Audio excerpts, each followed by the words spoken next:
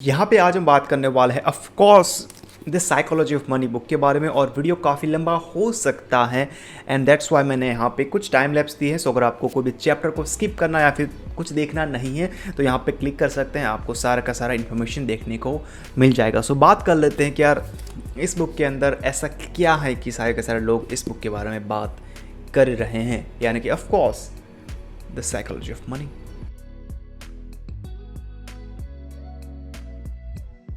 Chapter number 1, no one is crazy. Author ने आपको simple तरीके से ये समझा है ये वाला चैप्टर के अंदर कि आपको लोगों को जज नहीं करना है उनकी स्पेंडिंग को लेकर। फॉर एग्जांपल कोई भी एक ऐसा इंसान है जिसकी सैलरी है मंथ की 20,000 एंड स्टिल वो EMI के थ्रू एक आईफोन को बाय करता है, उसकी कीमत होती है 1,00,000 रुपये। जब आप वो इंसान को देखते हैं आईफोन को खरीदते हुए या फिर यूज़ करते हुए तो आपके माइंड के अंदर क्वेश्चन आता है कि यार वो जो EMI पे कर रहा है ना इंसान, उस EMI के पैसे के थ्रू वो काफ़ी सारी चीज़ें कर सकता है अपनी फैमिली के लिए या फिर अपनी खुद के लिए भी, यानी कि ज़रूरत की चीज़ों के अंदर वो पैसे को स्पेंड कर सकता था, बट उसने किया बाय आईफोन। ऐसा नहीं करना चाहिए था। सो आपको उसको जज नहीं करना है बिकॉज ऑफ जो उसने आईफोन बाय किया ना वो उसका ड्रीम हो सकता है। जब उसने आईफोन को अपने हाथ के अंदर ऐसा रखा तो उसको अच्छी फीलिंग आ सकते हैं, वो अच्छा फील कर सकता है, बट वो आप देखते नहीं हैं। आप सिर्फ वो देखते हैं कि यार उसको नहीं बाय करना चाहिए था। वो 20,000 या फिर जो EMI है ना 5,000 की हर मंथ की, वो यूज़ कर सकता था किसी और जगह पर। बट जो आईफोन बाय कर रहा है ना वो ऐसा नहीं सोचता है, वो ऐसा ही सोचता है कि यार आईफोन मैं बाय करूँगा, मैं उसको यूज़ करूँगा, इसका कैमरा यूज़ करूँगा, उसका UI यूज़ करूँगा, लोगों को दिखाऊँगा और उसी से उसको खुशी मिलती है, यानी कि वो हैप्पी होता है। और ऐसे ही काफ़ी सारे एग्जाम्पल इस चैप्टर के अंदर आपको दिए हैं ऑथर ने। फॉर एग्जाम्पल अमेरिका के अंदर कुछ लोग हैं, यानी कि काफ़ी सारे लोग बाय करते हैं लॉटरी टिकट, और एक लॉटरी टिकट की प्राइस होती है $400। कितने पैसे होते हैं कैलकुलेट करके मुझे बताना कमेंट सेक्शन के अंदर रुपीज़ के अंदर। बट जब कभी भी उनको इमरजेंसी आती है तो वो ₹1 भी निकाल नहीं पाते, यानी कि $10 या फिर $100 भी वो निकाल नहीं पाते हैं, बट वो खरीदते हैं $400 की एक लॉटरी। वाई? बिकॉज ऑफ उनके माइंड के अंदर एक होप होता है, एक ड्रीम होता है कि यार मैं अगर $1 मिलियन की लॉटरी जीत गया ना तो मेरी लाइफ चेंज हो जाएगी। उसी होप को लेकर वो लॉटरी को बाय करते हैं, यानी कि 400 की। और वैसे ही काफ़ी सारे एग्जांपल दिए, अगर आपको जानना है तो इस बुक को पढ़ लेना, यानी कि of course psychology of money. और नहीं पढ़ना तो मैंने एक आर्टिकल भी लिखा है इस बुक के बारे में। मैंने सारे के सारे इस बुक के अंदर जो आप देख सकते हैं, यहाँ पे नोट्स देख रहे हैं, वो सारे के सारे नोट्स मैंने आर्टिकल के अंदर लिखी हैं। सो आप वो आर्टिकल को भी पढ़ सकते हैं। और दूसरा एक एग्जाम्पल दे रहा हूँ इस चैप्टर को ख़त्म करें उससे पहले ही, जब वर्ल्ड वॉर 2 हुआ था उस टाइम के दौरान स्टॉक मार्केट था जर्मनी का एंड जापान का, काफ़ी डाउन हो चुका था। काफ़ी सारे लोगों ने अपने पैसे गंवा दिए थे, यानी कि रोड पर आ चुके थे। बट उसी टाइम यानी कि वर्ल्ड वॉर 2 के दौरान यूनाइटेड स्टेट के स्टॉक मार्केट की प्राइस बूम कर रही थी, काफ़ी डबल हो चुकी थी।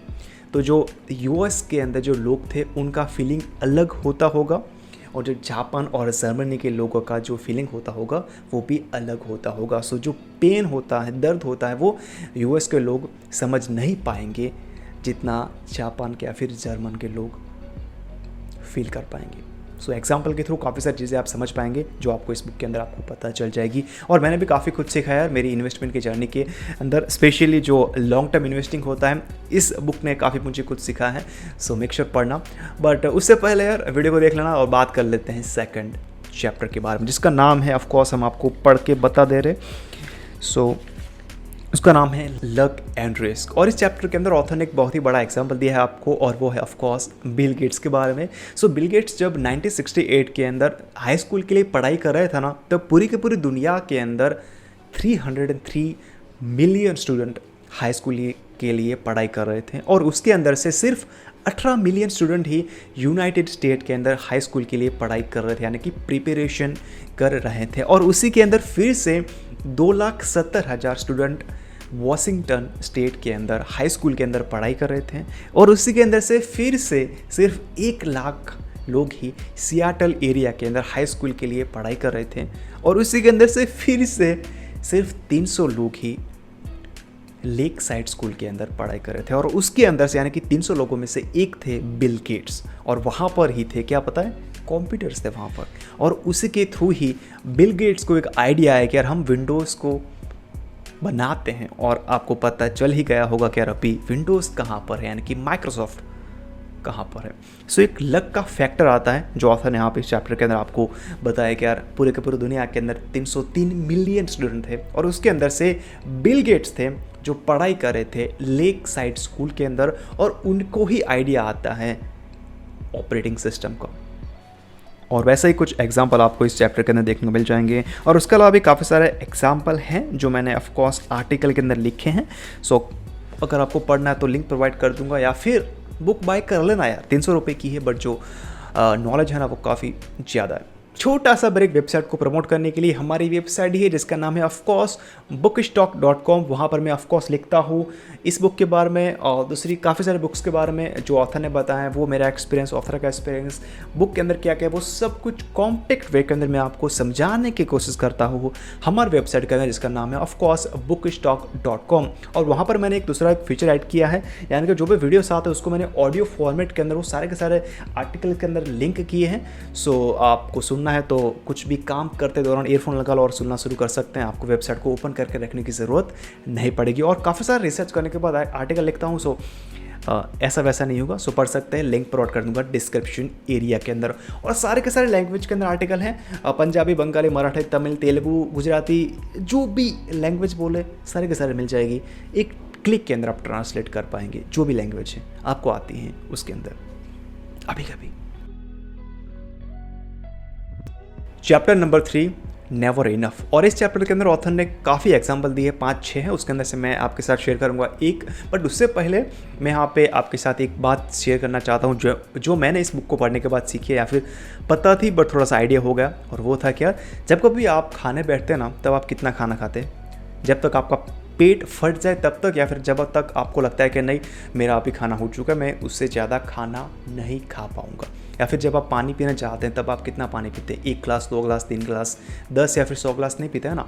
तो आपको पता होता है आपके लिमिट के बारे में कि यार मैं इतना खाना खा सकता हूँ या फिर मैं इतना पानी पी सकता हूँ। बट जब पैसे की बात आती है या फिर मनी की बात आती है ना, तब हम ऐसा नहीं सोचते हैं।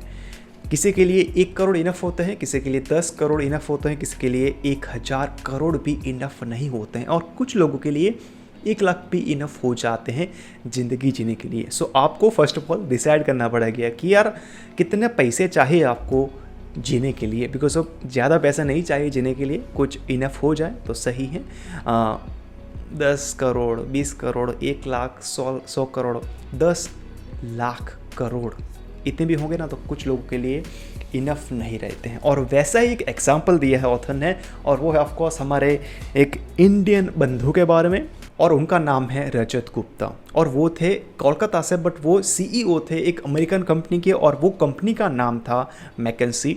यानी कि उन्होंने इस कंपनी के अंदर काफ़ी सालों तक काम किया था, बट 2007 के अंदर आने के बाद उन्होंने अपना रिटायरमेंट को प्लान कर दिया। और जब वो रिटायर्ड हुए था ना, तब उनका नेट वर्थ था कितना है पता है? $100 मिलियन। फिर से $100 मिलियन। और वो नंबर को आपको ध्यान में रखना पड़ेगा, बिकॉज अब ये स्टोरी को काफ़ी आगे लेके जाएगा ये नंबर। सो ध्यान में रखना, दोबारा पूछूंगा, 100 मिलियन रुपीस में कन्वर्ट करना कितने होते हैं आगे आपको पता चलेगा, मैं आपको ऐसा क्यों बोल रहा हूँ। और उसके बाद जब रिटायर होने के बाद उनको एक कंपनी के अंदर बोर्ड ऑफ डायरेक्टर्स की एक चेयर को ऑफर किया गया, और उस कंपनी का नाम था गोल्डन सैक। यानी कि ऑफकोर्स वो बैंक थी, फाइनेंस के अंदर वो डील करती थी। बट उसके बाद एक बहुत ही बड़ा ईयर आता है, और वो ईयर का नाम है 2008। आपने सुना होगा, फाइनेंशियल क्राइसिस हुआ था, काफ़ी सारी कंपनी डूब गई थी, काफ़ी सारे लोगों ने सुसाइड किया था, काफ़ी सारे लोगों के पैसे डूब गए थे स्टॉक मार्केट के अंदर, और ये थी बैंक के अंदर थे ना, तो वो कंपनी भी डूबने वाला थी, यानी कि गोल्डन शेक भी डूबने वाली थी। बट वहाँ पर एक इंसान की एंट्री होती, और वो थे वॉर्नर बफेट। वो आके बोलते कि यार मैं इस कंपनी को बचा दूंगा, डूबने नहीं दूंगा। तो वो प्लान करते कि यार मैं इस कंपनी के अंदर इन्वेस्ट करूंगा $5 बिलियन। और जो रजत गुप्ता थे हमारे इंडिया वाले, उनको पता चल गया कि यार बिल गेट्स टू से वॉर्नर बफेट इन्वेस्ट करने वाले हैं $5 बिलियन इस कंपनी के अंदर, जिस कंपनी के अंदर मैं हूँ बोर्ड ऑफ डायरेक्टर्स के अंदर।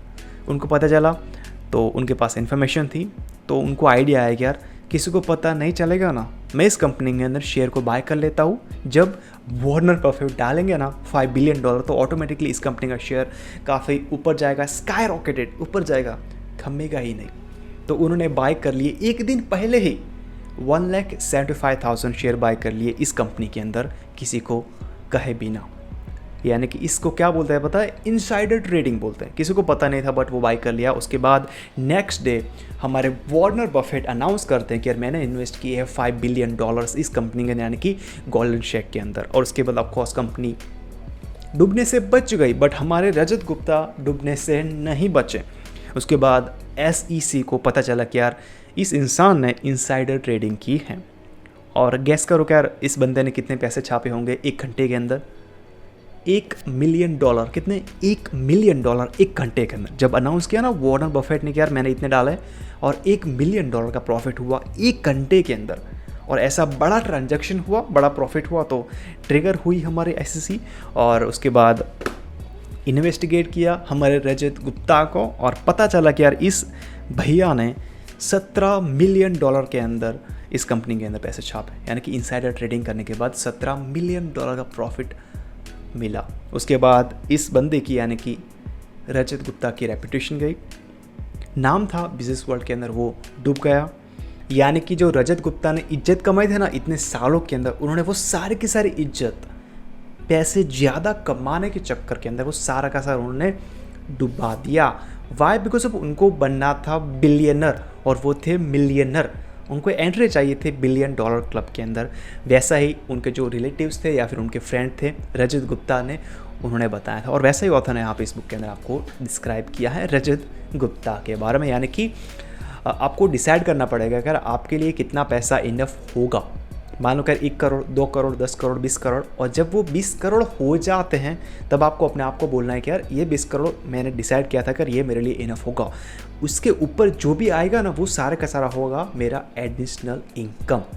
सो एक डिसाइड करो एक अमाउंट को, क्या ये मेरे लिए इनफ होगा जीने के लिए, इससे ज़्यादा मुझे चाहिए नहीं होगा। अगर ज़्यादा मिल जाता है then good for you, but उससे डबल करने के बारे में मत सोचो, ट्रिपल करने के बारे में मत सोचो, और उसी के चक्कर में कोई शॉर्टकट को मत अपनाओ। वरना जैसा कि हुआ ना रजत गुप्ता के साथ, इनसाइडर ट्रेडिंग के चक्कर के अंदर जेल के अंदर गए, उसके बाद उनका रेपुटेशन गया, उसके बाद पैसे चले गए। ऐसा ना हो, दैट्स वाई नेवर इनफ। और वही चैप्टर के अंदर ऑथर बात करते हैं। और उसके अलावा एक दूसरा एग्जांपल दिया है वॉर्नर बफेट के बारे में, वो मैं इंक्लूड करूंगा आर्टिकल के अंदर, जो लिंक प्रोवाइड कर दूंगा डिस्क्रिप्शन के अंदर। मैं ज़्यादा एग्जांपल नहीं दूंगा वरना चैप्टर काफ़ी बड़े बड़े हैं और वीडियो भी काफ़ी बड़ा हो जाएगा। दैट्स वाई मैं लिंक प्रोवाइड कर दूंगा आर्टिकल की, वहाँ पर मैंने सारे के सारे एग्जाम्पल को कॉम्पैक्ट वे के अंदर आपको बताया है। सो लिंक प्रोवाइड कर दूंगा, आप पढ़ना है तो पढ़ सकते हैं। Chapter number 4 compounding compounding. Author आपको सिंपली यही बोलना चाहते हैं ये वाला चैप्टर के अंदर कि यार लॉन्ग टर्म के लिए इन्वेस्ट करो। ऐसा मत करो कि यार अगर मार्केट डाउन जाता है तो मैं अपने सारे के सारे शेयर को बेच दूंगा, जब मार्केट अपर जाता है फिर भी मैं बेच दूंगा। यानी कि आप लॉन्ग टर्म के लिए इन्वेस्ट नहीं करते, यानी कि आप कंसिस्टेंट नहीं रहे। तो क्या मैं आज 1 मंथ के लिए इन्वेस्ट करता हूँ, अगले मंथ मार्केट ऊपर गया तो आप सोचते हैं कि यार नहीं इस मंथ नहीं करता हूँ, मैं अगले मंथ करूँगा बिकॉज अगले मंथ मार्केट डाउन जा सकता है। तो यानी कि आप वेट करते हैं जब मार्केट डाउन जाता है तब, और उसी के चक्कर के अंदर आप लॉन्ग टर्म का जो गोल होता है ना वो आप भुला देते हैं। सो मेक श्योर अगर आप इन्वेस्ट करना चाहते हैं तो लॉन्ग टर्म के लिए करो। यानी कि हर मंथ का एक डेट पकड़ लो, एक अमाउंट पकड़ लो और कुछ कंपनियां पकड़ लो, और वही कंपनी के अंदर आप इन्वेस्ट करना शुरू कर सकते हैं हर मंथ।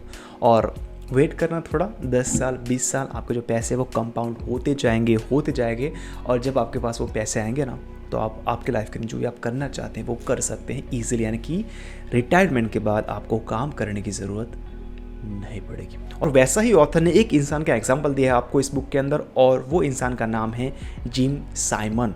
और वो इंसान ने 66% के एनुअल रेट के थ्रू इंटरेस्ट कमाया। यानी कि कितना? 66%। कितना होता है पता है? आप कैलकुलेटर निकालो, उसके अंदर कैलकुलेट करो कि यार अगर मैंने 20 साल की उम्र से 5,000 डाले हर मंथ और कमाया 66% का एनुअल रेट, तो 50 साल की उम्र के अंदर मेरे पास कितने पैसे होंगे? आपकी आंखें ना फट जाएगी, एकदम से बाहर निकल जाएगी, इतने पैसे होते हैं। और दूसरी तरफ आते हैं हमारे वॉर्नर बफेट, और उन्होंने 22% के एनुअल रेट से इंटरेस्ट कमाए हैं। बट कैच क्या है पता है? जिम साइमंस ने इन्वेस्टमेंट की जर्नी को स्टार्ट किया था जब उनकी उम्र थी 50 साल, और वॉर्नर बफेट थे, उन्होंने अपनी इन्वेस्टमेंट की जर्नी को स्टार्ट किया था जब उनकी उम्र थी 11 साल। सो 50 साल 11 साल, यानी कि ऑथर आपको सिंपली यही बोलना चाहते हैं कि ईयर का काफ़ी डिफरेंस रहता है जब हम बात करते हैं कंपाउंड इफ़ेक्ट की। अगर आपने जल्दी इन्वेस्ट करना शुरू किया तो आपके पास ज़्यादा पैसे हो सकते हैं, अगर आपने लेट स्टार्ट किया तो आपके पास कम पैसे हो सकते हैं। जितना लंबा इन्वेस्ट करोगे उतने ज़्यादा पैसे मिल सकते हैं आपको।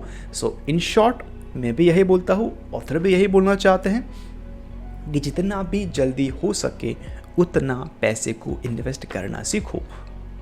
कहाँ पर करेंगे वो आपको रिसर्च करना पड़ेगा, बट काफ़ी इजी आंसर रहेगा मेरे लिए देने के लिए, और वो होगा of course stock market, because of वो काफ़ी इजी होता है और एक्सेसिबल भी है। कंपनी को खड़ा करना उससे अच्छा तो किसी भी कंपनी के अंदर डालो, वही सही रहेगा। सो मेक श्योर जितना भी जल्दी हो सके उतना डालो। मैटर नहीं करता है कि आप 100 रुपये डालते हैं, 50 डालते हैं, या फिर 1000 डालते हैं, 10,000 डालते हैं, 1 लाख भी डालते हैं, मैटर नहीं करता है। जितना भी हो सके ना, साइड में रखा है ना पैसा, उसको बैंक के अंदर से उठाओ और डालो स्टॉक मार्केट के।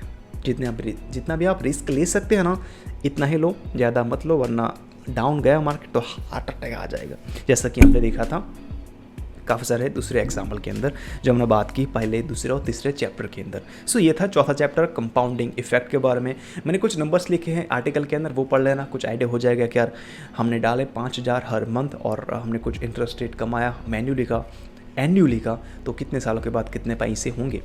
लिंक फॉरवर्ड कर दूंगा डिस्क्रिप्शन एरिया के अंदर। Chapter number 5 staying wealthy versus getting wealthy. उसका मतलब क्या होता है एक एग्जाम्पल के थ्रू समझते हैं, सो कुछ आइडिया हो जाएगा आपको, जो ऑफकोर्स ऑथर ने आपको इस चैप्टर के अंदर बताया है पहले पेज के अंदर ही। सो एक इंसान होते हैं जिनका नाम होता है जेसी लिवरमोर, और उनका जन्म हुआ होता है 1877 के अंदर, और वो होते हैं ट्रेडर। वो इन्वेस्टर नहीं होते हैं, वो होते हैं ट्रेडर। और जब तक उनकी उम्र होती है 30 साल तब तक उनकी नेट वर्थ होती है कितने पता है, फिर से $100 मिलियन। और ऑफ कोर्स हर स्टोरी की तरह हैप्पी एंडिंग नहीं होती हैं। उसके बाद एक दिन आता है, यानी कि एक साल आता है, उस साल का नाम है द ग्रेट डिप्रेशन 1929। उस टाइम के दौरान, उस साल के अंदर काफ़ी सारे लोगों ने सुसाइड किया था, काफ़ी सारी कंपनियां बर्बाद हो गई थी, स्टॉक मार्केट काफ़ी डाउन हो चुका था। और उस टाइम के अंदर इस इंसान ने कितने पैसे छापे पता है एक दिन के अंदर, उस टाइम के दौरान $3 बिलियन। कितने? $3 बिलियन। जब सारे के सारे लोग अपने पैसे गंवा रहे थे, सुसाइड कर रहे थे, उस टाइम इस बंदे ने छापे $3 बिलियन। और उसी साल के अंदर वर्ल्ड के दूसरे किसी कोने के अंदर एक दूसरे इंसान भी थे जिनका नाम था अब्राहम, और वो थे रियल स्टेट के अंदर। बट ऑफ कोर्स जब मार्केट अप जा रहा था, या फिर मार्केट अप ऊपर जा रहा था, तब सारे के सारे लोग न्यूयॉर्क के अंदर पैसे इन्वेस्ट कर रहे थे स्टॉक मार्केट के अंदर, और हमारे अब्राहम भैया ने भी पैसे डाल दिए स्टॉक मार्केट के अंदर। बट ऑफ कोर्स उसके बाद आया the great depression, market down हुआ, और ये भैया था ना वो ट्रेडर नहीं थे, उनको नॉलेज नहीं था उतना स्टॉक मार्केट के बारे में, वो थे रियल स्टेट के बंदे थे, कुछ आइडिया नहीं था, पैसे सारे के सारे डूब गए। उसके बाद न्यूयॉर्क टाइम के अंदर उसी साल एक न्यूज़ आती है कि यार अब्राहम जो रियल एस्टेट के अंदर काफ़ी बड़े इन्वेस्टर थे, उन्होंने सुसाइड कर लिया। एक साइड एक इंसान ने $3 बिलियन छापे, और उसी टाइम के दौरान दुनिया के एक छेड़े के अंदर दूसरे इंसान ने सुसाइड कर दिया, बिकॉज उसने सारे के सारे पैसे गंवा दिए स्टॉक मार्केट के अंदर। और of course wait for me, मैं आपको काफ़ी एक अच्छी सी स्टोरी हैप्पी एंडिंग के अंदर नहीं सुनाऊंगा, बिकॉज अब ऑथर ने भी नहीं सुनाई है, तो आपको भी नहीं जाना दूंगा। जो हमारे जेस लिवरमोर थे ना, काफ़ी हवा में उड़ रहे थे, बिकॉज अब वो काफ़ी वेल्थी हो चुके थे, काफ़ी सारे पैसे थे उनके पास, लाइक $3 बिलियन 1929 के अंदर कितने होते और अभी कितने होते, लाइक आप इमेजिन कर सकते हैं $3 बिलियन इन्फ्लेशन को मिलाकर आज के टाइम के अंदर कितने हो सकते थे। बट उनको राज नहीं आया कि यार मेरे पास इतने पैसे हैं, मैंने कितने पैसे छाप लिए, सारे के सारे पैसे, इनको सारे के सारे लोग पैसे गंवा रहे थे स्टॉक मार्केट के अंदर ग्रेट डिप्रेशन के अंदर, और मैंने $3 बिलियन छाप दिए। सो उनको वो हजम नहीं हुआ, ओवर कॉन्फिडेंट हो गए, डेट लेने लग गए, यानी कि स्टॉक मार्केट के अंदर स्टॉक को बाय करने के लिए, ट्रेडिंग के अंदर लेवरेज लेने के लिए, लोन लेने के बाद वो सब कुछ करने लगे। और उसके बाद एक न्यूज़ आती है फिर से, न्यूयॉर्क टाइम के अंदर एक आर्टिकल के अंदर लिखा होता है, जेसी लिवरमोर ने सुसाइड कर लिया, ही किल हिमसेल्फ। सो अगर आपको सिंपली ये बोलना चाहते हैं कि यार getting wealthy versus staying wealthy, यानी कि जो हमने बात की ना लास्ट चैप्टर के अंदर, आपको एक अमाउंट को सिलेक्ट करना पड़ेगा कि कौन सी अमाउंट आपके लिए इनफ होगा, यानी कि नेवर इनफ वाला फंड आपको नहीं अपनाना है। 10 करोड़ है आपके पास, तो मेरे हिसाब से 10 करोड़ ज़िंदगी जीने के लिए काफ़ी सही होते हैं। बट अगर आपको लगता है कि नहीं यार मुझे 10 करोड़ नहीं चाहिए, मुझे कमाने हैं 100 करोड़, तो फिर से होगा रजत गुप्ता वाला फंडा। और अगर आपके पास 10 करोड़ हैं और अचानक से आपको मिल जाते हैं 100 करोड़ फिर से, तो फिर से आपके माइंड के अंदर लालच आता है कि यार, आपको कॉन्फिडेंट आ जाता है कि यार मैं ज़्यादा पैसे कमा सकता हूँ, बिकॉज मैंने पहले भी कमाए हैं। सो उसके चक्कर के अंदर आप वो सारे के सारे पैसे भी गंवा देते हैं जो आपके पास होते हैं वो, यानी कि आपको सीखना पड़ेगा जो आपके पास पैसे है उसके अंदर ही जीना।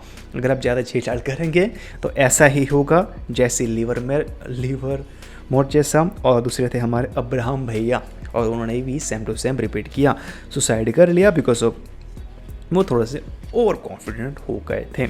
सो सिंपली मतलब यही होता है कि यार जो पैसा है उसके अंदर जीना सीखो, ज़्यादा रिस्क मत लो, जितना भी आप सह सकते हो ना उतना ही रिस्क लो, ज़्यादा लोगे तो फिर यही होगा, दूसरा क्या ही होगा। Chapter number 6 tells you win, और इसको भी हम समझते हैं एक एग्जाम्पल के थ्रू। ऑफ कोर्स ऑथर ने इंग्लिश में लिखा है, इसको हम ट्रांसलेट करेंगे हिंदी के अंदर, और जो नाम है उसको भी यूज़ किया है अमेरिकन वाले, तो इसको भी हम रिप्लेस करेंगे इंडियन नाम के थ्रू। सो 3 इंसान होते हैं, पहले का नाम होता है आकाश, दूसरे का नाम होता है राहुल, और तीसरे का नाम होता है भरत। और जो राहुल होता है ना वो हर मंथ का इन्वेस्ट करता है $1, और मार्केट कैसा भी हो, रिसेशन चल रहा है, डिप्रेशन चल रहा है, कंपनियां डूब रही है, उसको फ़र्क नहीं पड़ता है, वो हर मंथ का $1 स्टॉक मार्केट के अंदर इन्वेस्ट करेगा, यानी कि करेगा, फ़र्क नहीं पड़ता है कुछ भी हो रहा है दुनिया के अंदर। दूसरा आता है आकाश, उसको फ़र्क पड़ता है दुनिया में क्या चल रहा है, वो इन्वेस्ट करता है सेम टू सेम $1 हर मंथ का। बट जब वो रिसेशन स्टार्ट होता है ना तो सारे के सारे स्टॉक को बेच देता है, जब रिसेशन ख़त्म हो जाता है तो सारे के सारे स्टॉक को फिर से बाय कर लेता है। और लास्ट के अंदर आते हैं हमारे भरत भैया, वो क्या करते हैं, वो काफ़ी डिफरेंट होते हैं। जब मार्केट स्टेबल रहता ना तो सारे के सारे स्टॉक को बाय करना शुरू करता है, जब हम रिसेशन के अंदर एंटर करते हैं उसके 6 महीने के बाद सारे के सारे स्टॉक को बेच देता है, और जब रिसेशन ख़त्म होता है उसके 6 महीने के बाद फिर से वो सारे के सारे स्टॉक को बाय करना स्टार्ट करता है, और ये भी सेम टू सेम $1 ही इन्वेस्ट करता है हर मंथ का। और वो सारे के सारे कैलकुलेशन में आपको दिखाता हो क्या 2019 के एंड के अंदर राहुल ने, आकाश ने एंड ऑफ कोर्स भरत ने किसने पैसे छापे।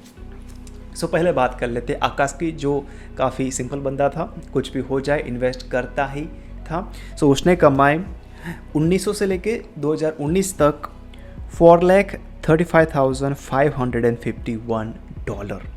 ध्यान में रखना, मैं यहाँ पे फ्लैश कर दूंगा जो मेरे हिसाब से आपके लिए इजी हो जाएगा। दूसरा था राहुल, यानी कि कॉस मैं नहीं बट राहुल, जिसने कमाए 1900 से लेकर 2019 तक $2,57,386। और लास्ट के अंदर आते हैं हमारे भरत भैया, जो काफ़ी अनस्टेबल थे, जिन्होंने कमाए 1900 से लेकर 2019 तक $2,34,476।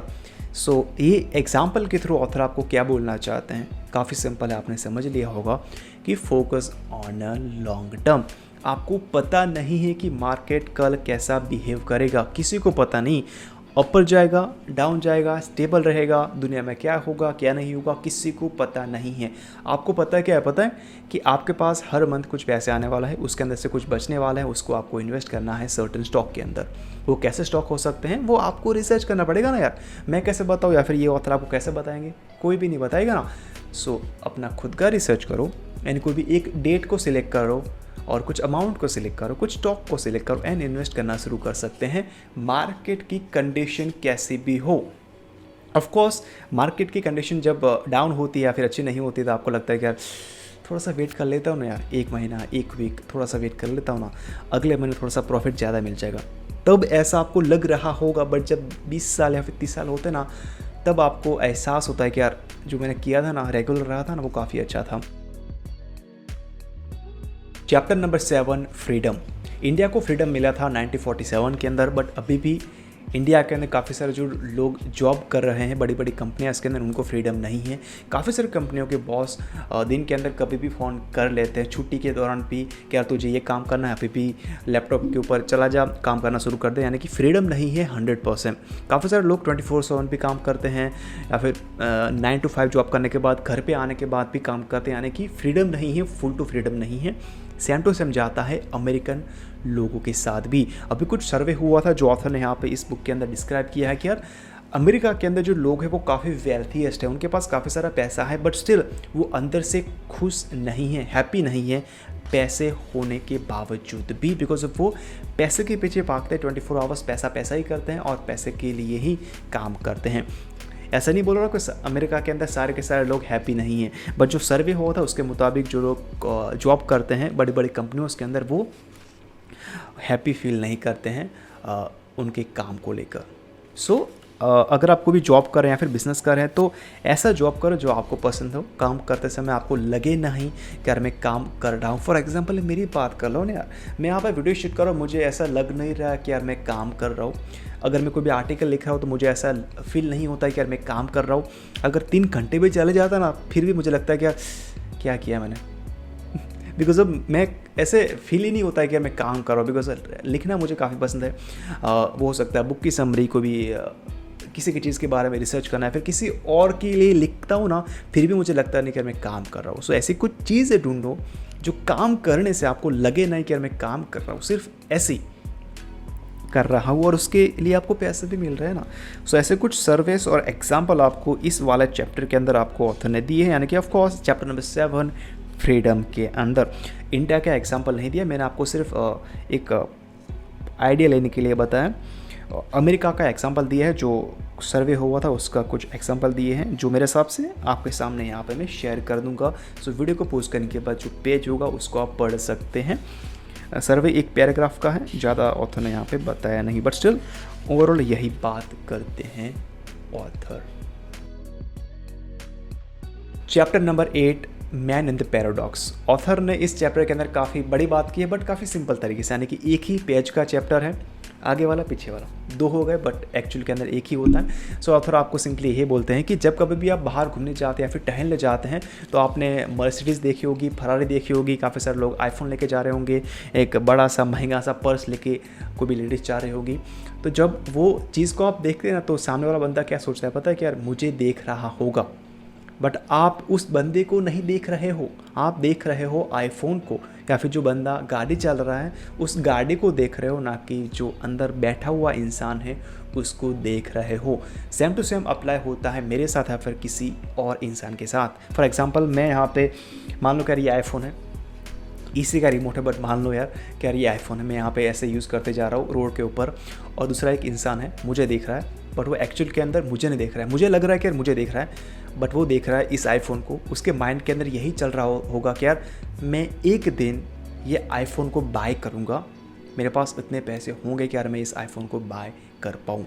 और वही चीज़ उसके माइंड के अंदर चल रही होगी, बिकॉज वो चीज़ को वो बार बार देखता ही जा रहा है, बिकॉज वो चीज़ को उसको चाहिए। सो उस चीज़ को वो मैनिफेस्ट कर रहा है अपने माइंड के अंदर। सो अगली बार अगर आप कोई भी ऐसी महंगी चीज़ को बाय करो और बाहर लेके जाओ और कोई इंसान आपको देख रहा है, तो आपको ऐसा नहीं लगाना है कि यार ये इंसान आपके चेहरे को या फिर आपको देख रहा है, वो इंसान वो चीज़ को देख रहा है जो आपने अपने हाथ के अंदर पकड़ के रखी है। वो अगर आपने इस चीज़ को सही तरीके से समझ लिया ना, तो मेरे हिसाब से आप कम से कम चीज़ों के अंदर जीना सीख पाएंगे। और चैप्टर काफ़ी छोटा है, अगर आप चाहें तो आर्टिकल के अंदर मैं इसको डिस्क्राइब कर दूंगा, सही तरीके से ऐड कर दूंगा। मैंने ऐड नहीं किया है, बट अगर आप चाहें तो लिंक हमें उसे कमेंट कर देना, मैं लिख दूंगा कॉम्पैक्ट वे के अंदर। मैंने इसको इंक्लूड नहीं किया है, बट स्टिल बताना मुझे। सो यस, यही बात करते हैं। दूसरा इस चैप्टर के अंदर कुछ ऐसी बताने वाली बात मुझे लगी नहीं। Chapter number 9, wealth is what you don't see. मैंने आपको काफ़ी सिंपल एग्जाम्पल के थ्रू आपको समझाया है वेल्थ के बारे में, और वो होगा एक्सरसाइज को लेकर। मान लो कि यार आपने अभी नया नया एक्सरसाइज करना शुरू किया और पहली बार आप जा रहे हैं जिम के अंदर।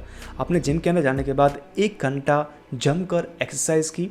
एक्सरसाइज करने के बाद 1 घंटे के बाद आप जिम के बाहर आते हैं, तब आपके माइंड के अंदर एक क्वेश्चन आता है कि यार अभी तूने 1 घंटे का परिश्रम कर दिया है, अभी तुझे चाहिए रिवॉर्ड। सो आपका माइंड आपको फोर्स करेगा अननेसेसरी चीज़ों को खाने के लिए। फॉर एग्जांपल पेस्ट्री को खा ले, गोलगप्पे खा ले, वड़ा पाव खा ले, ये खा ले, वो खा ले, बिकॉज ऑफ आप वही कर रहे हो। एक्सरसाइज करने से पहले काफ़ी साल तक आपने अनहेल्दी खाना ही खाया है, तो आपका माइंड भी आपको फोर्स करेगा अनहेल्दी खाना खाने के लिए। बट वो वही टाइम होता है तब आपको बोलना होता है कि यार मुझे ये नहीं खाना है, बिकॉज ऑफ मुझे चाहिए अच्छा फिजिक। अगर आपको अच्छा फिजिक चाहिए तो आपको अनहेल्दी खाना खाना बंद करना पड़ेगा। अगर आप अनहेल्दी खाना भी खा रहे हो और एक्सरसाइज भी कर रहे हो तो कुछ भी रिजल्ट नहीं मिलेगा। आपका जो फिजिक है वो सेम टू सेम ही रहेगा, और वो same to same formula apply होता है मनी के अंदर भी। वो कैसे? फॉर एग्जांपल आपके पास अभी बैंक के अंदर 1 लाख पड़े है, आपके माइंड के अंदर थॉट आएगा मैं अभी एक आईफोन बाय कर लेता हूँ। आपने आईफोन बाय कर लिया, उसके बाद नेक्स्ट मंथ आपकी सैलरी आई, आपके अकाउंट के अंदर 20,000 ऐसे ही पड़े, आप बाहर घूमने चले जाते हो, कुछ नए कपड़े बाय कर लेते हो, यानी कि अननेसेसरी चीज़ों को बाय करते ही जा रहे हो, यानी कि पैसे को सेव नहीं कर रहे हो या फिर इन्वेस्ट नहीं कर रहे हो। बट जो 1 लाख रुपए का आईफोन बाय किया ना, उसके बदले आपने 1 लाख रुपए को इन्वेस्ट कर दिया स्टॉक मार्केट के अंदर या फिर किसी भी और जगह पर, या फिर जो 20,000 के अंदर जो क्लोथ बाय किया ना, उसको भी आपने इन्वेस्ट कर दिया स्टॉक मार्केट के अंदर। तो आपका जो वेल्थ है ना वो ऑटोमेटिकली बढ़ता जाएगा। जैसे कि हमने बात की कंपाउंड इफेक्ट के बारे में, सेम टू सेम यहाँ पर लागू होता है। अगर आपने पैसे को अननेसेसरी जगह पर स्पेंड नहीं किया और इन्वेस्ट किया ना वो सारे के सारे पैसे को, तो आपके पैसे डबल होते जाएंगे ईयर टू ईयर। सो ऑथर ने आपको सिंपल तरीके से यही समझाया कि यार अननेसेसरी चीज़ों के अंदर पैसे को स्पेंड करना बंद करो। बंद नहीं किया ना तो आपकी वेल्थ नहीं बढ़ेगी। जहाँ पर अभी हो ना आज, वहाँ पर ही स्टक रह जाओगे।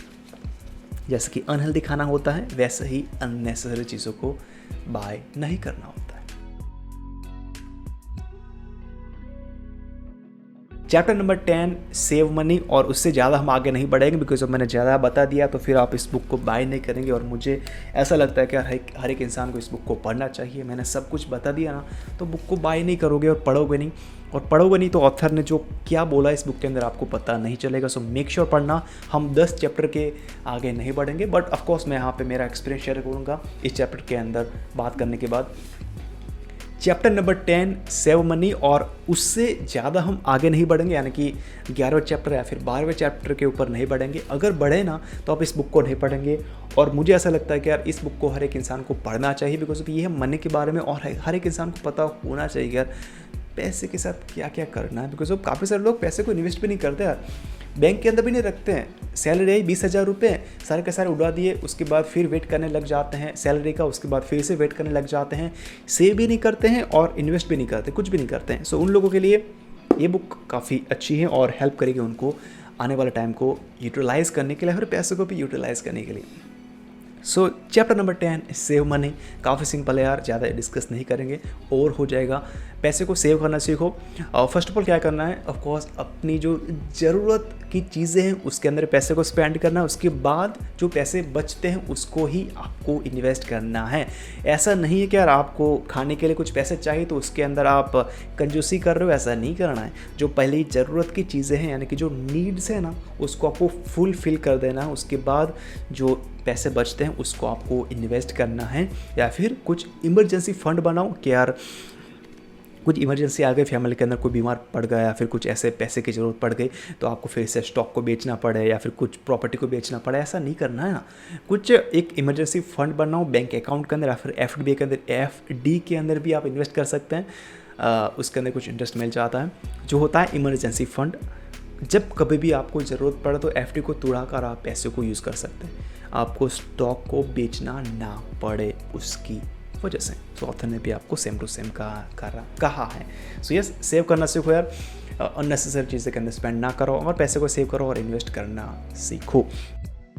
नाउ यहाँ पे मेरी बात करूँ तो मैंने यार काफ़ी सिंपल चीज़ सीखी है इस बुक को पढ़ने के बाद, यानी कि of course the psychology of money book को पढ़ने के बाद, और वो होगी कि यार focus on a long term. काफ़ी सिंपल चीज़ है बट अप्लाई करने के लिए काफ़ी पसीने छूट जाते हैं।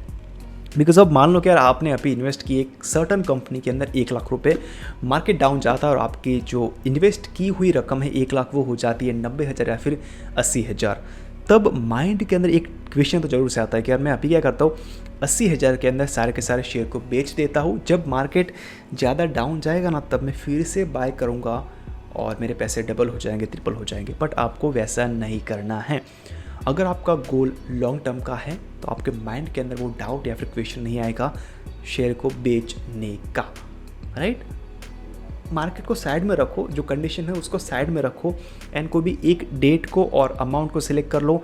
फॉर एग्जांपल मेरी बात करो तो मैं हर 5 तारीख को एक अमाउंट सिलेक्ट करके रखा है, उसको मैं सर्टन कंपनी के अंदर इन्वेस्ट करता हूँ और मेरा गोल है लॉन्ग टर्म का, यानी कि जब मेरी उम्र होगी 50,000 तब तक मैं इन्वेस्ट करूँगा। उसके बाद इन्वेस्टमेंट का जो पेस है उसको थोड़ा सा कम करूँगा और उसके बाद कुछ कंपनीज़ के शेयर को बेचना शुरू करूँगा। अगर बीच के अंदर मुझे कुछ अपॉर्चुनिटी मिली अच्छी वाले तो उसके अंदर मैं बेच सकता हूँ, अगर मेरा गोल फुलफिल हो जाता है तो। सो मेरा गोल काफ़ी लंबा है। अभी मेरी बात करो तो मेरी उम्र है 24 साल, 50 साल यानी कि 25 ईयर्स। उसके बाद अगर मुझे लगा तो ज़्यादा इन्वेस्ट करेंगे ज़्यादा सालों के लिए, अगर मुझे अपॉर्चुनिटी मिली दैन ऑफ कोर्स हम बेच सकते हैं। सो ऐसा मेरा गोल है, मेरे माइंड के अंदर क्लियर है।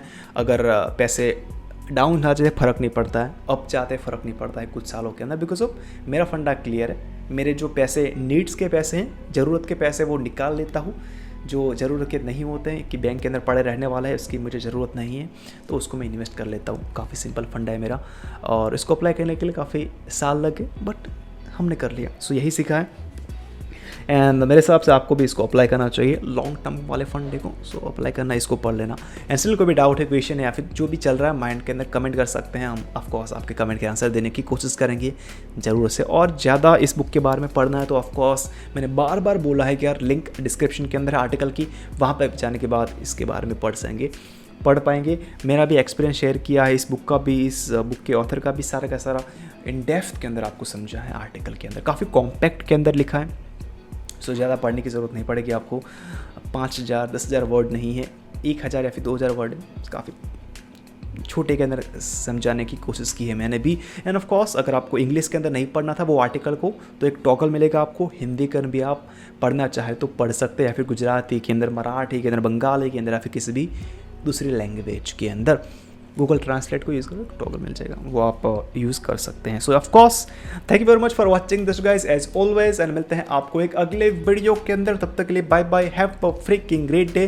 बट उससे पहले लाइक करके जाना अगर पसंद आता है तो, अगर पसंद नहीं भी आता तो फिर भी लाइक करके जाना। अगर बुरा लगता है वीडियो, यार काफ़ी थर्ड क्लास वीडियो था तो वीडियो को डिसलाइक करके जाना। एंड अब तक चैनल को सब्सक्राइब नहीं किया तो कर लेना है, क्या कर वीडियो अच्छा लगा तो कर लेना एंड कमेंट कर लेना, अच्छा रहेगा, मुझे अच्छा फील होगा। Bye bye, have a freaking great day.